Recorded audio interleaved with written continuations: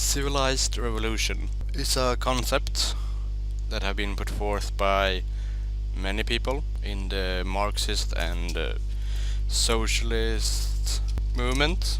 It's been theorized that you can have a revolution in a civilized manner. Daniel de Leon, my spiritual father, or political ideologue, what the fuck you gonna call it, he wanted a quote civilized revolution.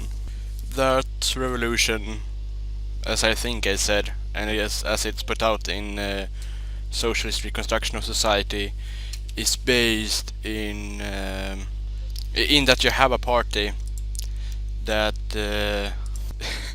you have a party that's gonna challenge the bourgeois democracy, and then you have the fuck's it called, the trade union, the revolutionary trade union, that is supposed to forcefully lock out the capitalists. So like a fucking lockout that capitalists can do, but it's done by the workers instead. Now I think that I lost my teeth, so I can't speak. Okay, I can speak, but fuck. I think that it's a good theory, but I think we need a bit more. We need, and the term of fuck, I'm ranting. Like term of civilized revolution means that you act according to civilization. You don't just you act it for saving civilization. You don't just be a fucking leftcom and wait for the revolution or something, and you aren't like rejecting violence as a method, but the seizing of cities and things like that. That's not gonna end in socialism, or it can technically. But the important thing is to seize the factories.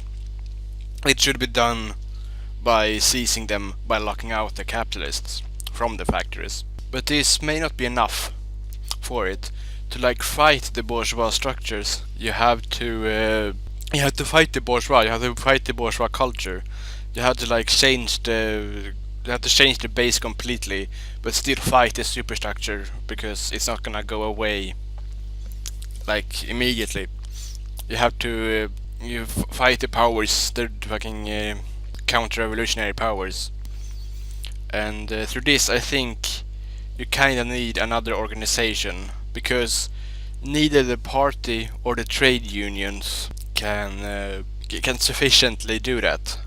They aren't a military force, which I think that you should need an Irish citizen army that would make sure.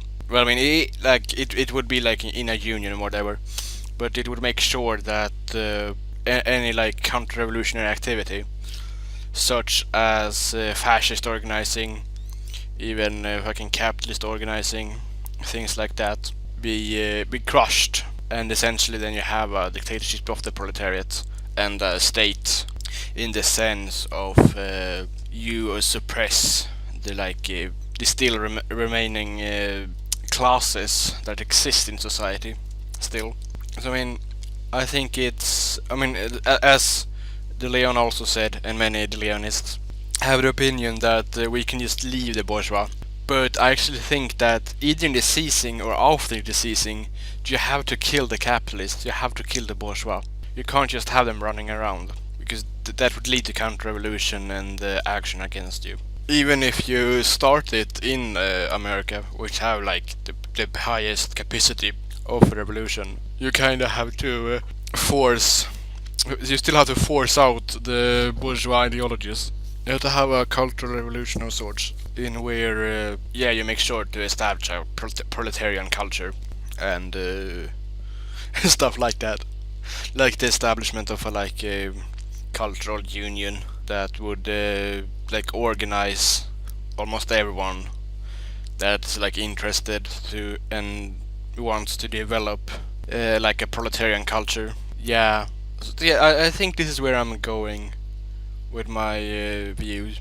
That you need to have a kind of a united front, where you have one central organization that's primarily just uniting all others, And then you have which will like most likely be kind of like the trade union, which then would organize an army when like revolution is taking place, when you are ceasing the production, when the party is strong enough to call for a revolution.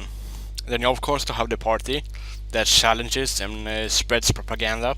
You have the trade union which organizes and prepares for the workers to cease the means of production.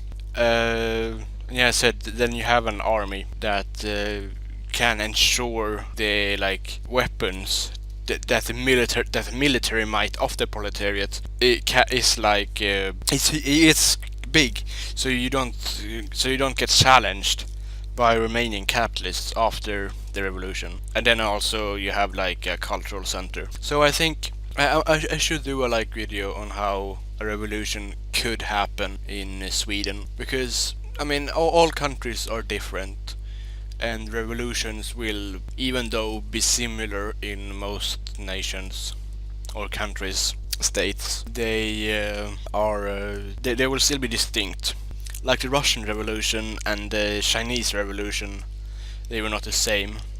The German Revolution and the Yugoslavian Revolution, I don't know if that's called the Yugoslavian Revolution, but you get what I mean. Every revolution is different, but they have like a general appeal to themselves. Such as you have a people's war, you have a party, you have organized proletariat, you have like the masses behind you and shit like that. So yeah, that's my input on a civilized revolution. I mean, as I said, a civilized revolution does not mean that you are not does not mean a pacifist revolution, but it doesn't mean that you burn down the town and have a quote unquote violent revolution. Because I want the revolutionary act to be like spontaneous. Okay, not spontaneous maybe, but this, yeah, it still be like spontaneous, even though that's kind of left-com term. To have like you have spontaneous uprising where the workers on when the party or the trade union, whatever, is calling for revolution because they are strong enough, they have so much power in the parliament that they will reorganize and call for the ceasing of the means of production. So they are screwed. So the bourgeois structure is falling down, and then you have to keep sure that the revolution is continuing even under the dictatorship of the proletariat. I think that was my input on this, on how a revolution would be. I'd call it a civilized revolution or a social revolution, whatever. I think social revolution is kind of co-opted though, as a different concept. I should find a term for that. Industrial revolution? No, I can't name it industrial revolution. But yeah, civilized revolution.